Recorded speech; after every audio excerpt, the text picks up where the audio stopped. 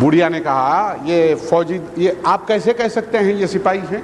کوئی قافلہ ہوگا، تجارت کے جانے والے مسافر ہوں گے۔ کہا نہیں، دیکھیے سپاہی تھے نا، سمجھ گئے۔ کہا اے بوڑھیا، اے توا، اے معظمہ، یہ گھوڑوں کی ٹاپوں کی آوازوں سے اندازہ ہوتا ہے کہ یہ فوجی دستے ہیں، فوجی رسالے ہیں جو گھوڑوں کا محاصرہ تنگ کر رہے ہیں تیرے گھر کا۔ کھول دروازہ، اب مجھے باہر نکلنے کی اجازت دے دے، شکریہ تیرا کہ تو نے مجھے رات بھر مہمان رکھا۔ بڑھیا قدموں سے لپٹ گئی، خیر میں آپ کو گھر سے جانے نہیں دوں گی، میں آپ کو ہرگز باہر نکلنے نہیں دوں گی، دشمنوں میں آپ کو جانے کی ہرگز اجازت نہیں دے سکتی۔ اصرار کرتے رہے جناب مسلم، اے بڑھیا، اے ضعیفہ، تو دروازہ کھول تو دے، تو دیکھ تو صحیح عقیل کا بیٹا کیسی جنگ کرتا ہے، تو دیکھ تو صحیح میری جنگ کیسی ہوتی ہے۔ اس نے کہا میں ہرگز دروازہ نہیں کھولوں گی۔ بڑھیا قدموں سے لپٹ گئی، میں دروازہ نہیں کھولوں گی۔ تو یہ 4000 سپاہیوں نے بڑھیا کے گھر پہ لکڑیوں کا ڈھیر جمایا اور آگ لگا دی۔ جب گھر کا دروازہ جلنے لگا نا، تو یہ گھروں کے دروازے جلانے کا کوئی پہلا واقعہ نہیں ہے۔ جناب طا کا یہ دروازہ پہلی بار اسلام میں نہیں جلا ہے، کل جناب سیدہ کا دروازہ بھی اسی طریقے سے جلایا تھا۔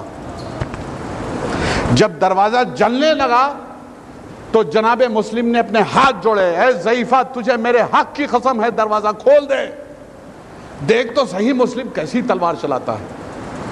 تسلی دی، تو دیکھ تو صحیح ان کی کیا مجال جو مجھے گرفتار کرے، تو کھول تو صحیح دروازہ۔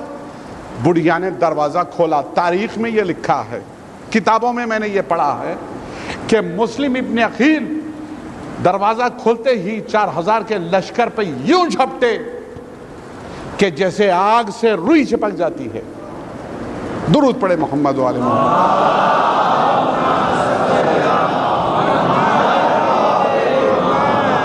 محمد والے محمد سلوات۔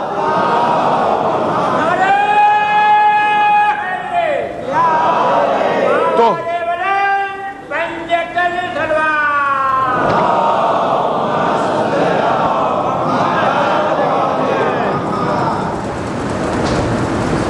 جنگ ہوئی اور بنی ہاشم کا نوجوان جب تلوار نکال لے تو جو نامعلوم باپ کی اولادیں ہوں وہ کہاں میدان میں ٹکتے۔ 4000 سپاہیوں کے پیر اکھڑ گئے، جو اپنی ناک کی سمت میں دوڑ پڑا، کوئی ادھر بھاگا کوئی ادھر بھاگا۔ تو جناب مسلم ابن عقیل جب تلوار چلا کے واپس پلٹے، جب فوجیں بھاگی تو تلوار چلا کے واپس پلٹنے کے بعد تلوار کو الٹ کے زمین پہ ہاتھ ٹیکا لگا کے بڑھیا کی دیوار سے ٹیک لگا کے کھڑے ہو جاتے تھے۔ ارے بھاگے ہوئے سپاہیوں، تازہ دم ہو جاؤ، سانسیں لے لو، اکٹھے ہو جاؤ، پھر حملہ کرو، تب تک میں تمہارا یہاں انتظار کرتا ہوں۔ تاریخ میں یہ لکھا ہے کہ جب ایک چکر لگا کے جناب مسلم ابن عقیل واپس لوٹ کے یوں کھڑے ہوتے تھے تو تلوار سے خون کی دھار بہ رہی تھی اور اعضائے جسم انسانی کٹ کے بگھر رہے تھے گلی کوچوں میں۔ بھگدڑ مچی، کچھ دور تک سپاہی بھاگتے تھے، پھر جمع کرتے تھے، شمر تقریر کرتا تھا، واپس پلٹو، آؤ گرفتار کرنا ہے، انعام ملے گا، اکرام ملے گا، دینار ملیں گے، درہم ملیں گے۔ پھر لوگ اکٹھے ہوتے تھے، جب پھر نزدیک آتے تھے پھر حملہ کرتے تھے، پھر بھگدڑ مچتی تھی، پھر واپس آ کے کھڑے ہو جاتے تھے، تلوار کو ٹیکتے تھے زمین پہ اور کھڑے ہوتے تھے مسکرا کے، آؤ پھر دوبارہ کوشش کرو، مسلم کو گرفتار کرنے آئے ہو، دوبارہ کوشش کرو۔ جب رفتہ رفتہ فوجیوں کی تعداد گھٹنے لگی نا تو شمر کا دل دھڑکا، عمر سعد گھبرایا، اس نے اپنے 2 سپاہی فوری دارالامارہ میں دوڑائے، کہا جاؤ ابن زیاد سے کہنا ہماری مدد کے لیے اور فوج بھیج دے۔ سپاہی ہانپتا کانپتا دوڑتا ہوا دارالامارہ، حضور شمر صاحب نے فرمایا ہے کہ سپاہی جلدی سے بھیجیے آپ۔ وہ 4000 کم پڑ گئے۔ ابن زیاد گھبرایا، پسینہ ٹپکنے لگا جبیں سے، لیکن کہا ہے کمبخت، بری خبر سناتا ہے، 4000 سپاہی ایک آدمی کو پکڑنے کے لیے اپنی پسند کے دے کے بھیج دیے میں نے، پھر بھی منہ لٹکا کے چلایا، اور چاہیے اور چاہیے، شرم نہیں آتی تجھے؟ جاؤ جاؤ پکڑ کے لے آؤ۔ سپاہی منہ لٹکا کے واپس آیا، کیا ہوا؟ ایسے جواب دیا ہے امیر کوفہ نے، کہا واپس جا، واپس جا فوری جا کے کہنا اے امیر کوفہ تو نے سمجھا ہے کسی بنیے کو گرفتار کرنے کے لیے ہمیں بھیجا ہے؟ یہ بنی ہاشم کے خاندان کا مسلم ہے، اگر تو نے اس وقت ہماری مدد نہیں کی تو یہ 4000 گاجر مولی کی طرح سے کاٹ کے ڈھیر کر دے گا۔ پھر کمک بھیجی گئی، لیکن کیا کیا جائے؟ کبھی مت سمجھنا، چھوٹے بھائیوں کے لیے عرض کر رہا ہوں کہ جناب مسلم کو مظلومیت کے ساتھ پکڑ کے گرفتار کر کے قتل کر دیا گیا، ایسی بات نہیں ہے۔ جناب مسلم نے ایسی معرکے کی جنگ کی ہے گلی کوچوں میں کوفے کی کہ جس کی نظیر تاریخ اسلام میں نہیں ملتی۔ تعریف تو وہ ہے جو دشمن کرے، ہے نا؟ اپنی تعریف تو سبھی کیا کرتے ہیں، تعریف وہ ہے جو دشمن کرے۔ تو نے کسی بنی بقال کو گرفتار کرنے کے لیے بھیجا ہے، تو سمجھتا ہے یہ بنی ہاشم کا نوجوان ہے اور بھیج دے، ورنہ پوری فوج گاجر مولی کی طرح سے کٹ جائے گی۔ اور سپاہی بھیج دیے گئے، لیکن پھر بھی کسی طریقے سے جناب مسلم کے اوپر قابو نہیں پا رہے تھے۔ تو چیٹنگ کی گئی، دھوکہ دیا گیا، آداب جنگ کے اصول کے خلاف عمل کیا گیا۔ عمر سعد نے کہا میں کچھ دیر تک ان کو باتوں میں الجھائے رکھتا ہوں، اتنی دیر میں پیچھے ایک بڑا بھاری گڑھا کھود دو۔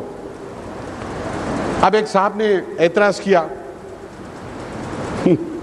پٹنہ میں کوئی صاحب تھے، انہوں نے اعتراض کیا، اعتراض برائے اعتراض نہیں ہونا چاہیے، کیا اتنی دیر میں؟ حضور بات سمجھ میں نہیں آئی، اتنی دیر میں اتنا بڑا گڑھا کیسے کھود ڈالا گیا؟ تو حضور علی وہ آپ کی طرح سے دبلے پتلے ناتوان کمزور انسان نہیں تھے، سپاہی تھے، اپنے ٹرینڈ ہوتے ہیں سپاہی، گڑھا کھود دیا جائے اتنی دیر میں گڑھا کھودنا ہے، ایسا نہیں کہ حضور سبل نہیں ہے یا پھاوڑا نہیں ہے یا ٹوکرا نہیں ہے، مٹی کیسے ہٹائی جائے، مختی سخت ہے، کھودنا ہے تو بس کھودنا ہے۔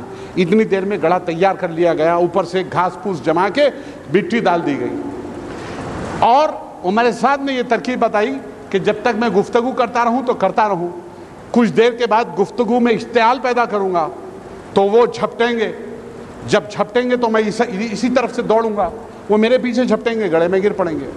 ایسے ہی ہوا دوستو، جناب مسلم نے تلوار نکالی، ایک مرتبہ جو حملہ کیا اس گڑھے کے اوپر پھوس کی مٹی پہ جیسے ہی قدم پڑا وہ گڑھے میں گر پڑے۔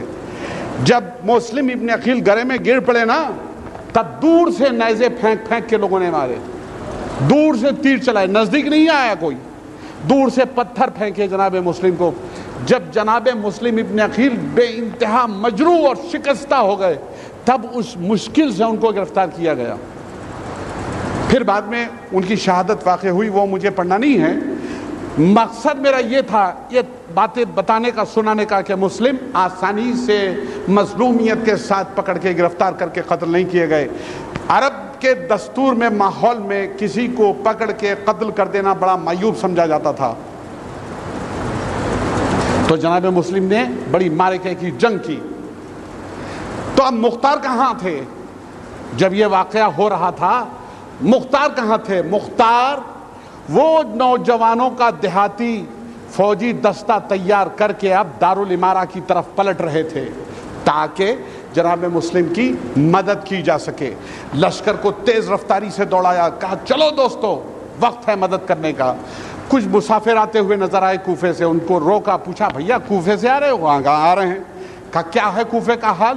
کہا جب ہم کوفہ سے چلے تھے نا تو 18,000 آدمی اور جناب مسلم ابن عقیل نے تلواریں نکال لی تھیں اور اب خروج کا اعلان کیا جا رہا تھا۔ کہا اچھا، کہا تیز چلو، اب وقت ہے، اب موقع ہے مسلم کی مدد کرنے کا۔ جب پھر کوئی قافلہ آتا ہوا نظر آیا، روکا، ان سے پوچھا بھیا کہاں سے؟ کوفے سے آ رہے ہیں۔ کہا کیا ہے کوفے کے حالات؟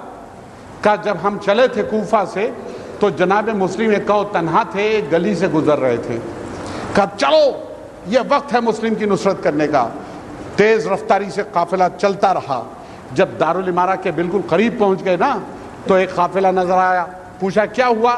تو کہا قتل کر دیے گئے جناب مسلم۔ تو جناب مختار ابن عبید ثقفی نے اپنے آپ کو گھوڑے سے زمین پہ گرا لیا، اتنا گریا کیا جناب مسلم نے، جناب مختار نے، کہ غش کھا کے گر پڑے، بے ہوش ہو گئے۔ ان کے دیہاتی نوجوان سپاہیوں نے ہوش میں لایا، کسی طریقے سے اٹھے، پھر دھاڑے مار مار کے رونے لگے، پھر بے ہوش ہو گئے، کئی مرتبہ بے ہوش ہوتے رہے، اٹھتے رہے۔ اس کے بعد جناب مختار نے کہا دوستو جس مقصد کے لیے میں تم کو لے کے چلا تھا اب وہ مقصد ہی نہیں رہا، میں نہیں چاہتا کہ اب تم کو تکلیفوں میں ڈالوں، بلاؤں میں گرفتار کروں تمہیں، اب تم پر یہ لازم ہے کہ تم میرا ساتھ چھوڑ دو، اپنے اپنے گاؤں واپس پلٹ جاؤ۔ واپس پلٹا دیے نوجوانوں کو، دستے کو، فوجی دستہ واپس لوٹا دیا۔ اپنے غلام سے کہا میرا گھوڑا لے جا، یہ مولا کائنات نے کہی تھی بات، اے میرا لال تو بڑا انٹیلیجنٹ ہے، بڑا زیرک ہے، تو بڑا کسان ہے، مولا نے فرمایا تھا تو بڑا چالاک ہے، انٹیلیجنٹ ہے۔ وہ کیسا انٹیلیجنس انسان؟ انٹیلیجنٹ دیکھیے میں بتاؤں، اپنے غلام سے کہا میرا گھوڑا لے جا، اس راستے سے جا، قلعے کے اس دروازے سے جا، کوفے میں داخل ہو جا، میرا گھوڑا میرے گھر میں باندھ دے استبل میں، اور خود دوسرے دروازے سے کوفے میں داخل ہوئے۔ جب کوفے میں داخل ہوئے نا تو منادی ہو رہی تھی، ڈنکے بج رہے تھے، بگل فوجی بج رہا تھا، اعلان ہو رہا تھا، جگہ جگہ پرچم نصب کر دیے گئے تھے۔ پرچم کے اوپر سیاہ پرچم تھا، کالا پھریرا، اس پہ لکھا تھا لا الہ الا اللہ محمد الرسول اللہ یزید خلیفۃ المسلمین، اور اعلان کرنے والا اعلان کر رہا تھا کہ جو بھی اس پرچم کے نیچے آ کے کھڑا ہو جائے گا اسے امان دی جائے گی۔ تو سب سے پہلے جو پرچم کے نیچے جا کے کھڑے ہوئے وہ مختار تھے۔ درود پڑھے محمد و آل محمد۔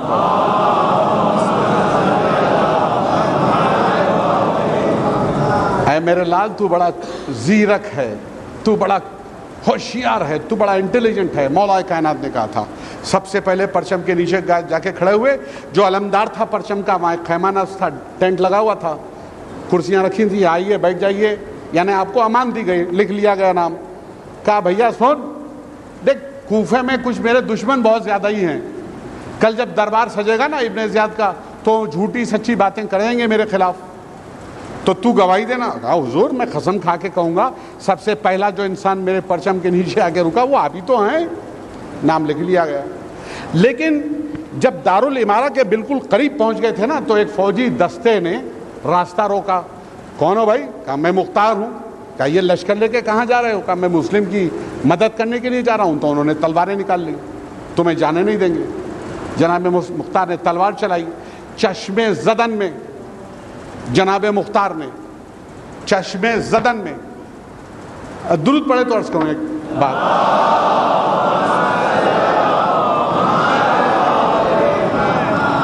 یہ جو مختار ہے نا فن سپاہ گری، جنگ کرنے کے اصول، طریقے، ہتھیار چلانے کے طریقے اپنے استاد سے سیکھے تھے، اور ان کے استاد کی تلوار کی کاٹ کچھ ایسی تھی، ان کے استاد کی تلوار کی کاٹ کچھ ایسی تھی کہ جنگ ختم ہونے کے بعد جب مقتولین کا شمار ہوتا تھا کہ کتنے قتل کیے گئے میدان جنگ میں آج، تو جس طریقے سے کاٹ دیا جاتا تھا، کٹے ہوئے انسانوں کو دیکھ کے اندازہ لگایا جاتا تھا کہ یہ ان کا کاٹا ہوا ہے۔ اور نام سنیے گا ان کے استاد کا،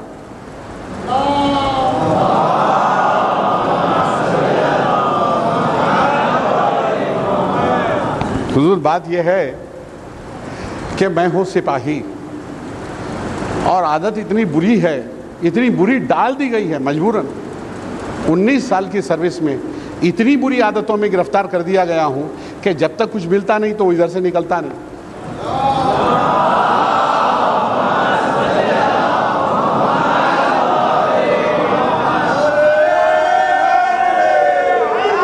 سنیے، ان کے استاد ہیں محمد حنفیہ، علی مرتضیٰ کے فرزند، کہ جنہوں نے فن سپاہ گری اپنے بابا سے سیکھی تھی۔ ان کے باپ کی تلوار چلانے کا انداز تو یہ تھا کہ آدمی 2 ٹکڑے ہو کے یوں گرتا تھا، ان کا تلوار چلانے کا ڈھنگ یہ تھا کہ جب میدان جنگ میں کوئی لڑنے کے لیے، مقابلے کے لیے آتا تھا تو اس کی کمر میں ہاتھ ڈال کے اس کو فضا میں اچھال دیتے تھے جناب محمد حنفیہ، اور ایسی تلوار چلاتے تھے آڑی کہ وہ 20 سے 2 ٹکڑے ہو کے گرتا تھا، تو اسے دیکھ کے پتا چلتا تھا کہ یہ محمد حنفیہ کا کاٹا ہوا ہے۔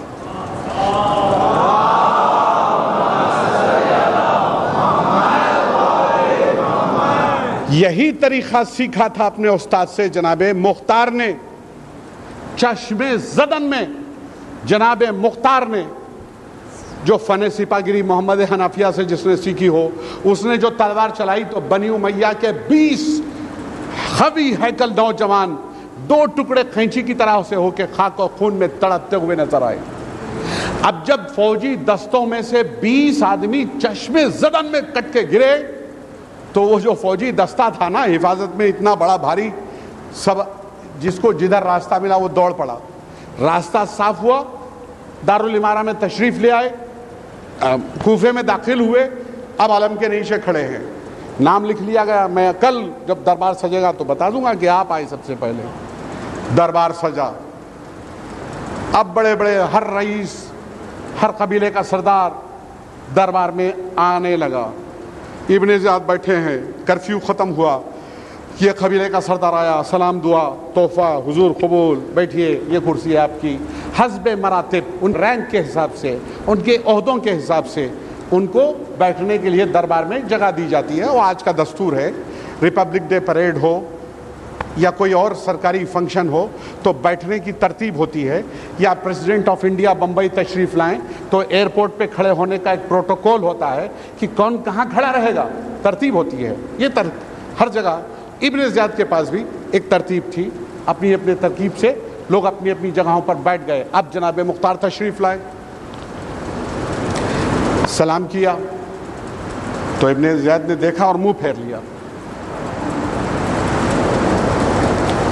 بہت ناگوار گزری یہ بات، ایک عزت دار رئیس خاندان کا، ایک قبیلے کا سردار، بھرے دربار میں اس کے ساتھ ایسا بےہودہ سلوک کیا جائے تو بات اسے بری لگنی ہے۔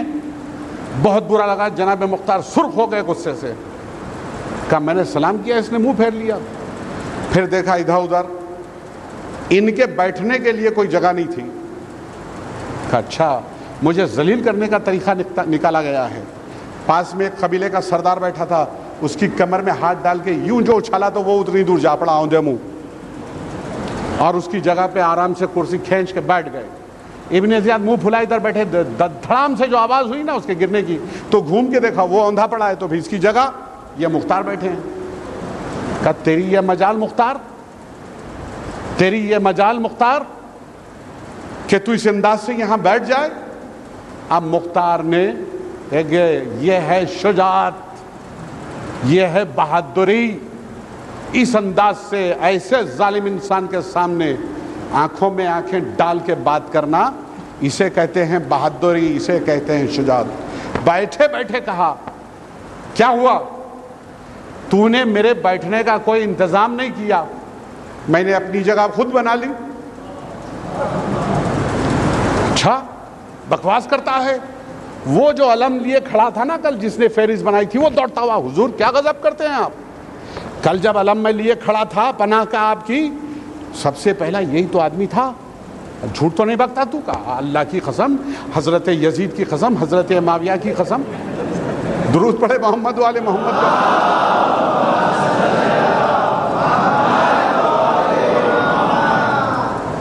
اچھا یہ آیا تھا، ہاں یہی، شاید غلط فہمی ہو گئی۔ کہ اچھا مختار کوئی بات نہیں، بیٹھ جاؤ بیٹھ جاؤ۔ اب مختار بیٹھے ہیں، تھوڑی دیر نہیں گزری تھی کہ وہ جو 20 کل قتل ہوئے تھے نا دارالامارہ کے دروازے پر، ان کے متعلقین، کسی کی بیویاں، کسی کی بہنیں، کسی کی مائیں، کسی کے بچے، روتے چیختے چلاتے دارالامارہ پہنچ گئے، احتجاج۔ ابن زیاد گھبرا، یہ رونے کا غل کیسا؟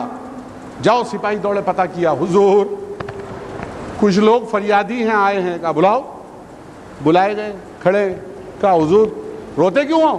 کہا انہوں نے یہ بیٹھے ہیں، کوئی کہتا ہمارے باپ کو کل قتل کر دیا، کوئی ہمارے بھائی کو قتل کر دیا، کوئی کہتا ہمارے شوہر کو قتل کر دیا، 20 آدمی قتل ہو گئے۔ اے مختار، تو نے بنی امیہ کے 20 نوجوانوں کو قتل کر دیا، تیری یہ مجال؟ اے ملون، ابن زیاد کے الفاظ، اے ملون، تو نے 20 آدمیوں کو ہمارے قتل کر دیا۔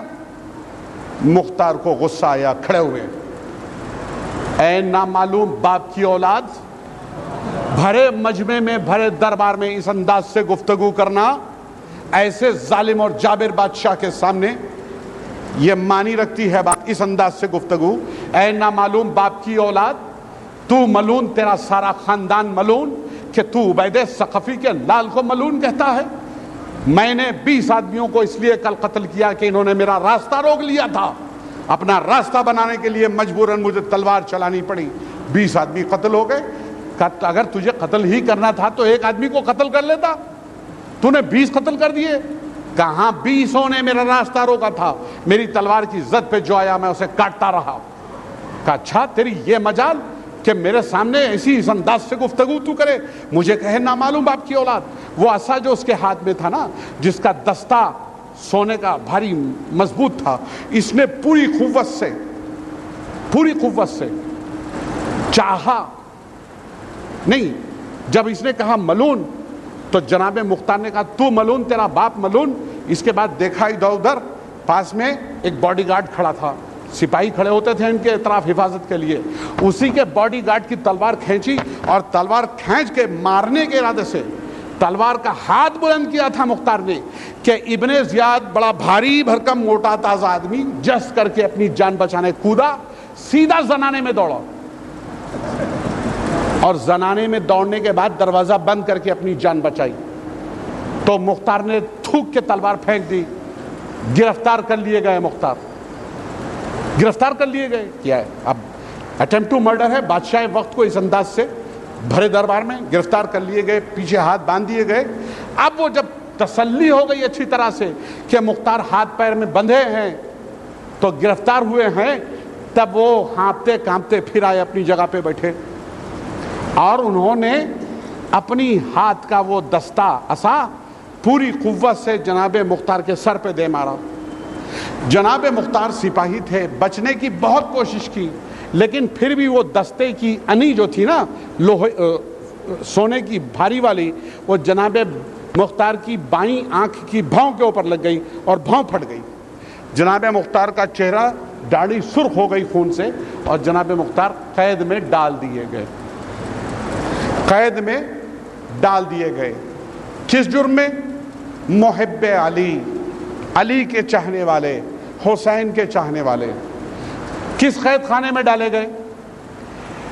دارالامارہ کے بالکل پہلو میں متصل ایڈجسنٹ ایک بڑا بھاری کنواں کھودا گیا، اس زمانے میں کنواں جس کے 40 بڑے بڑے زینے تھے اترنے کے لیے، سیڑھیاں، اور جب 40 زینے طے کر کے اندر اتر جائے آدمی تو انگریزی کی ایس کی طرح سے ایک سرنگ بنائی گئی تھی زمین میں۔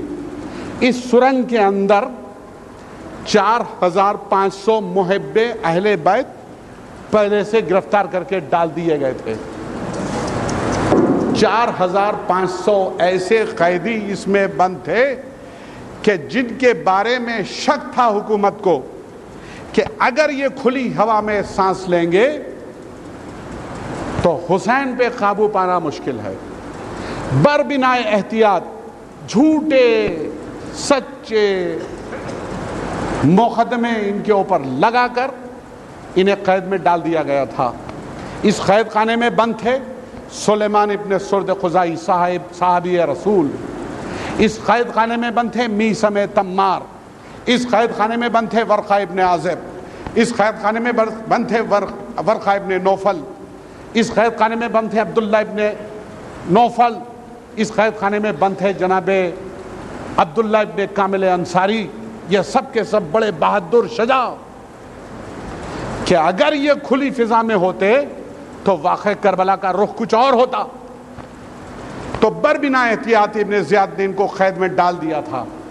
قید خانہ کیسا تھا سنیے، اتنا تنگ اور تاریک تھا قید خانہ کہ رات کے اندھیرے کی اور دن کے اجالے کی اس میں کوئی خبر نہیں پہنچتی تھی۔ 40 زینے اترنے کے بعد انگریزی کی ایس کی شکل کی ایک بنا دی گئی تھی جیسی، اس میں یہ بند تھے 4500، اتنے تنگ۔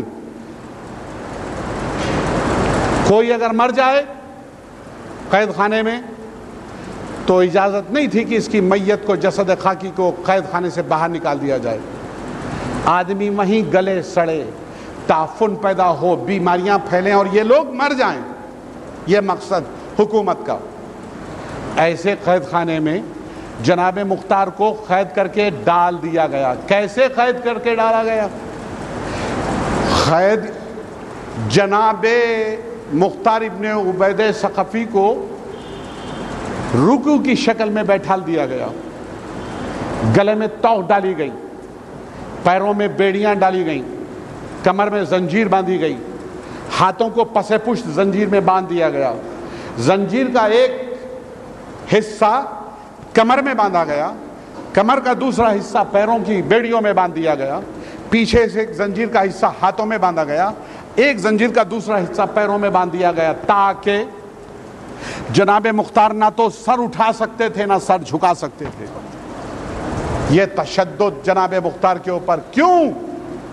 اس لیے کہ اہل بیت کا چاہنے والا تھا، حسین کا چاہنے والا تھا، احتیاط برتی گئی۔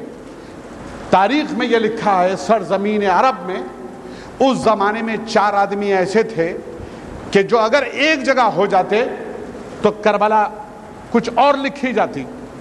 ایک تھے جناب عبداللہ جناب زینب کے شوہر، ایک تھے حضرت عباس، ایک تھے جناب علی اکبر اور ایک تھے جناب مختار، کہ یہ اگر ایک جگہ ہو جاتے نا تو تاریخ کربلا کی کچھ اور ہو جاتی۔ تو بربنائے احتیاط ان کو الگ الگ کر دیا گیا، ایک قید میں ڈال دیا گیا، ایک قتل کر دیا گیا۔ تو یہ تشدد اور جو بیڑیاں ہاتھ میں ڈالی گئی تھی نا اتنی تنگ باندھی گئی تھی کہ جب جناب مختار رہا کیے گئے نا، جب آزاد کیے گئے تو جناب مختار کی وہ بیڑیاں چابیوں سے کھولی نہیں جا سکیں، توق گلے میں چابی سے کھولی نہیں جا سکیں، اتنی تنگ گردن میں باندھی گئی تھی کہ جناب مختار کی گردن کا گوشت لوہے کی فولادی زنجیر کے اوپر چڑھ گیا تھا۔ ہاتھ میں بیڑیاں اتنی تنگ باندھی گئی تھی کہ ہاتھ کا گوشت جناب مختار کی بیڑیوں پہ چڑھ گیا تھا۔ یہ تشدد، یہ ظلم، اور جناب مختار قید میں ڈال دیے گئے۔ لیکن اللہ اکبر، جناب مختار ایسے ماحول میں بھی، ایسی دہشت میں بھی نماز پڑھتے تھے۔ ایک دن نماز میں اللہ اکبر کی جو صدا آئی تو زنجیر کے ہلنے کی آواز آئی، تو میثم تمار نے اللہ اکبر کے ساتھ جب زنجیر کے ہلنے کی آواز آئی تو میثم تمار جو اس قید میں بند تھے انہوں نے سوچا کہ قیدی ہے جو بہت بری طرح سے زنجیروں میں جکڑا ہے، ذرا پتہ تو کروں کہ یہ کون ہے۔ تو ٹٹولتے اندھیرے میں پہنچے، دیکھا زنجیر ہے، آدمی ہے، نماز پڑھ رہا ہے۔ نماز سے فارغ ہوئے، پوچھا میثم تمام نے، بھیا کون؟ کہا میں ہوں مختار ابن عبید ثقفی۔ روشنی ہوتی نہیں تھی قید خانے میں، اندھیرا تھا۔ میں ہوں مختار ابن عبید ثقفی۔ کہا آپ کون؟ کہا میں ہوں میثم تمار۔ تو میثم تمار نے کہا فوری، مبارک ہو مختار۔ کہا کیسے مبارک؟ کہا میرے مولا کائنات نے مجھے وصیت کی تھی کہ دیکھ جب تو قید میں ڈال دیا جائے گا تو اس طریقے سے ایک آدمی نماز پڑھ رہا ہوگا، زنجیر کے جب ہلنے کی صدا آئے نا، زنجیر کی آوازیں آئے تو سمجھ لینا کہ یہ مختار قید میں نماز پڑھ رہا ہے، تو ملنا، ملاقات کرنا، میثم ان سے میرا سلام کہنا۔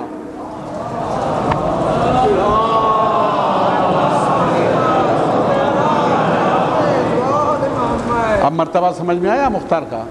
میثم تمام نے کہا مختار مبارک ہو، میرے مولا نے تمہیں سلام کہا ہے، اور مبارک ہو مختار، میرے مولا نے کہا ہے کہ تمہیں موت نہیں آ سکتی اس وقت تک جب تک کہ تم 3,83,303 بنی امیہ کے اشقیاء قتل نہیں کر دو گے۔ کہا میرے مولا نے یہ کہا؟ کہاں یہ کہا؟ کہا مبارک ہو میثم تمار تم کو بھی۔ کہا مجھے پتا چلا کہ میرے مولا نے تمہارے تعلق سے یہ کہا۔ کہاں تمہارے، بالکل ٹھیک سنا تم نے، میری زبان کاٹ دی جائے گی ان کی محبت میں۔ تو ایسے تنگ اور تاریک قید خانے میں بند تھے، نماز پڑھتے تھے اور لوگوں کو تسلی دیتے تھے۔ خود اتنی گرفتار ہیں بلا میں، تشدد میں، لیکن لوگوں کو تسلی دیتے تھے، دیکھو گھبرانے کی کوئی بات نہیں ہے، اگرچہ کہ آج ہم اس تنگ اور تاریک قید خانے میں بند ہیں، لیکن حسین آئیں گے، ابن زیاد کو قتل کریں گے، کوفے پر قبضہ ہوگا، ہمیں رہائی نہیں ملے گی، ہم حسین سے ملاقات کریں گے۔ ہر روز یہ تقریر ہوتی تھی، اور یہ تقریر جاسوس سناتے تھے ابن زیاد کو، یہ تقریر ہوتی ہے۔ واقع کربلا ہو چکا، لٹا ہوا قافلہ دربار میں پیش کیا گیا دوستو۔ اب یہ دربار ہے سمجھیے، اور لٹا ہوا قافلہ دربار میں کھڑا ہے، پیش کیا گیا تو ابن زیاد کو سب سے پہلے مختار کا خیال آیا۔ ہر روز تقریر کرتا تھا نا کہ حسین آئیں گے، مجھے قتل کریں گے، اس کو رہائی ملے گی، لاؤ مختار کو دربار میں پیش کرو اور بتاؤ کہ حسین کہاں ہیں اور ان کا کیا حال کیا ہے میں نے۔ تو تاریخ میں یہ لکھا ہے کہ زخمی جانور کی طرح سے گھسٹتے ہوئے مختار زنجیروں میں جکڑے ہوئے دربار میں آئے۔ زخمی جانور جیسے گھسٹ گھسٹ کے چلتا ہے، زنجیروں میں اتنے جکڑے ہوئے تھے کہ گھسٹتے ہوئے زخمی جانور کی طرح دربار میں آ کے کھڑے ہوئے، سر جھکائے دربار میں کھڑے ہیں۔ ابن زیاد نے کہا اے مختار دیکھو حسین آئے ہیں، تو جھوٹ بکتا ہے، حسین آئے اور تو زندہ رہے۔ کہا ادھر دیکھو تو صحیح۔ جب مختار نے نگاہیں اٹھائیں اور امام کا حسین کا کٹا ہوا سر دیکھا تو مختار کو ضبط کا مادہ نہ رہا۔ اتنے تشدد میں گرفتار ہونے کے باوجود بھی مختار نے اتنی زور سے انگڑائی لی کہ وہ موٹی موٹی فولادی زنجیریں ٹکڑے ٹکڑے ہو کے دربار میں بکھر گئیں۔ پاس کھڑے ہوئے باڈی گارڈ کی تلوار کھینچی جناب مختار نے، اب حملہ کرنے کی نیت سے 2 قدم آگے بڑھائے تھے۔ ابن زیاد کود کے زنارے میں بھاگا، لیکن زنجیروں کو تھاما ہوا ہمارا چوتھا امام ابن زیاد اور مختار کے درمیان میں آ کے کھڑا ہو گیا۔ اب جو نگاہیں اٹھا کے مختار نے چوتھے امام کو اس انداز سے دیکھا، تلوار پھینک دی، اب قدموں پہ گر کے رونے لگے۔ مولا ایک لمحے کی بات تھی، آپ نے اسے بچا لیا مولا۔ یہ منظر دیکھنے کے بعد، حسین کا کٹا ہوا سر دیکھنے کے بعد، یا اے علی ابن الحسین، اے میرے مولا کیا مختار زندہ رہ سکتا ہے؟ مجھے مر جانے دیا ہوتا یا مجھے دے دیا ہوتا، میں اسے قتل کر دیتا۔ آپ نے خواہ سے بچا لیا۔ چھوٹے امام نے اٹھایا جناب مختار کو گلے سے لگا لیا، تسلی دیے مختار صبر کرو، ابھی صبر کرو، صبر کا مقام ہے، دیکھو میں بھی صبر کر رہا ہوں، اپنی ماں بہنوں کے ساتھ کھڑا ہوں، میں صبر کر رہا ہوں، مختار تم بھی صبر کرو۔ اللہ اکبر۔ جناب مختار دوبارہ گرفتار کر لیے گئے، پھر دوبارہ گرفتار کر لیے گئے۔ جب گرفتار ہو چکے، جب مضبوطی سے باندھ دیا گیا، ابن زیاد پھر دربار میں آیا۔ اس نے کہا اے مختار 24 گھنٹے میں تمہیں 1 روٹی کھانے کے لیے دی جاتی ہے۔ اللہ اکبر۔ اتنی طاقت تمہارے جسم میں کہ موٹی موٹی فولادی زنجیریں تم نے تنکے کی طرح سے بکھرا دی۔ اللہ اکبر۔ ایک معلوم ہوتا ہے مختار، 1 روٹی تمہارے لیے بہت زیادہ ہے، اب تمہیں کھانے کے لیے روٹی نہیں بلکہ لیکوڈ ڈائٹ دی جائے گی۔ یہ بدترین عذاب تھا، خیر تھا جناب مختار کے اوپر۔ روٹی نہیں ملے گی مختار، اب تمہیں لیکوڈ ڈائٹ دی جائے گی، پینے کے لیے تیل ملے گا 1 پیالہ، ایسا تیل جو خارج زدہ اونٹوں کے گھوڑوں کی پیٹھ پہ مالش کے لیے استعمال کیا جاتا تھا، وہ 1 پیالہ تیل 24 گھنٹے میں مختار کو پینے کے لیے دیا جاتا تھا بطور غذا۔ اتنا تشدد، اتنا ظلم۔ چوتھے امام نے ابن زیاد کو اس وقت بچا لیا۔ جناب مختار دوبارہ اس سے زیادہ تشدد میں گرفتار کر کے قید میں ڈال دیے گئے۔ اجرکم علی الحسین، حسین کوئی غم نہ دے اللہ سوائے غم حسین کے۔ جب کچھ دن گزر چکے تو کوفے کے باہر ایک مدرسہ تھا۔ بس حضور 2-4 جملے اور آپ کی زحمت تمام کی جائے، انشاءاللہ گفتگو کل۔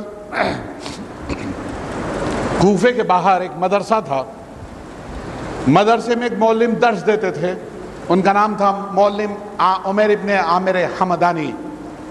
حمدان کے رہنے والے صحابی رسول تھے، علی مرتضیٰ کے ساتھ بھی رہ کے ہم رکاب ہو کے صفین میں اور نہروان میں بڑی معرکے کی جنگ کی تھی عمیر ابن عامر حمدانی نے، اور داد شجاعت حاصل کی تھی۔ جناب مولا کائنات نے आमिर हमदानी को लड़ता हुआ देखकर न सिर्फ आमिर हमदानी की तारीफ की थी बल्कि पूरे हमदान वालों की तारीफ की थी कि सब के सब बावफा और तलवार के धनी हैं। पूरी कौम की हमदान की तारीफ की थी मौला ने। वो मौलिम थे, दर्स देते थे, बच्चों को पढ़ाते थे।